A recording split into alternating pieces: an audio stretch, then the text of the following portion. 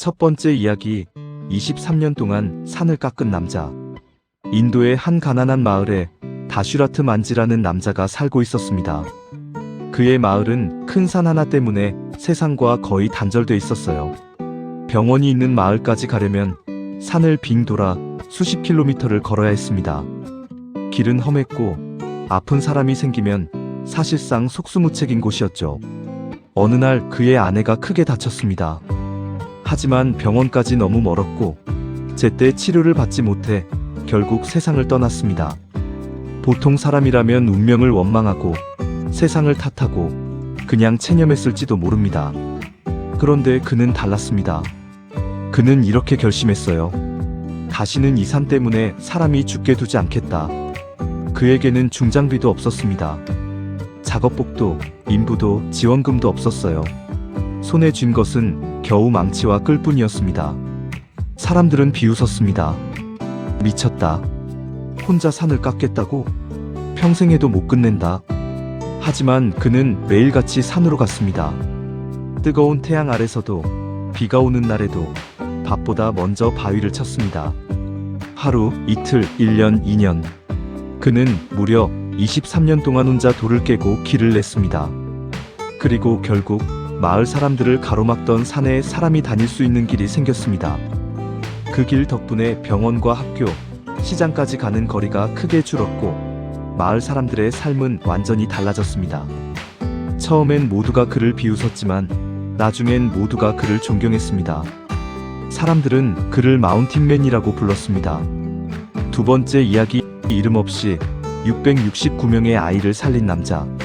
1939년 영국의 니콜러스 윈터는 체코슬로바키아에서 위험에 처한 유대인 아이들을 구출하는 일을 조직했습니다. 그는 전쟁이 본격화되기 직전 약 9개월 동안 669명의 아이들을 영국으로 피신시켰습니다. 그의 활동 덕분에 그 아이들은 홀로코스트의 참화를 피할 수 있었습니다. 더 놀라운 건 그가 이 일을 오래도록 거의 알리지 않았다는 점입니다. 그는 자신이 한 일을 대단한 업적으로 내세우지 않았고 훗날에도 나는 그저 조금 도왔을 뿐이고 그 자리에 있었을 뿐이라고 말했습니다.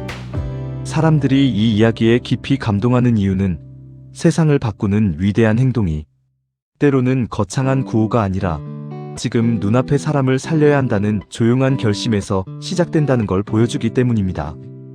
이 남자는 군대의 장군도 아니었고 거대한 권력을 가진 정치인도 아니었습니다. 그런데도 669명의 아이들에게는 사실상 한 생의 전체를 다시 건네준 사람이었습니다.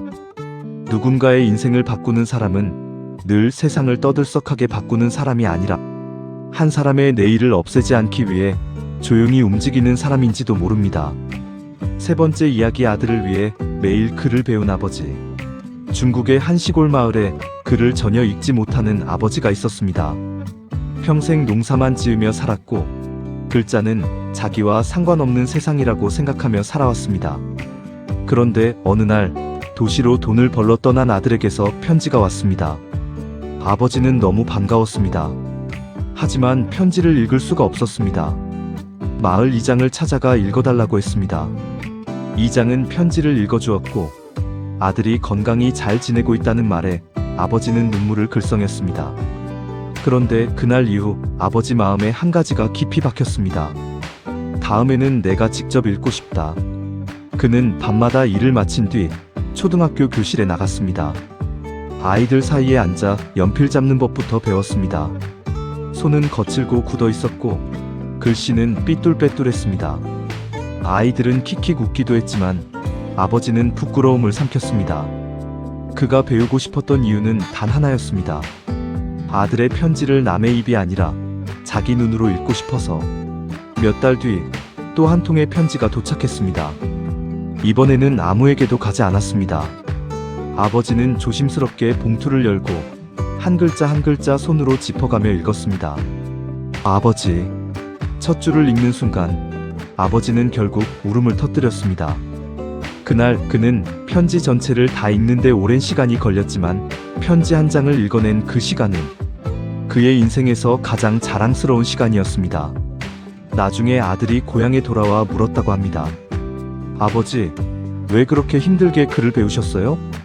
아버지는 웃으며 말했다고 합니다. 누가 읽어주는 내 마음 말고 내가 직접 읽는 내 마음을 갖고 싶어서. 사람은 때로 큰 성공 때문에 변하는 것이 아니라 사랑하는 사람의 마음을 놓치고 싶지 않아서 전혀 새로운 사람이 되기도 합니다. 오늘 이야기는 여기까지입니다. 편안한 하루 되세요.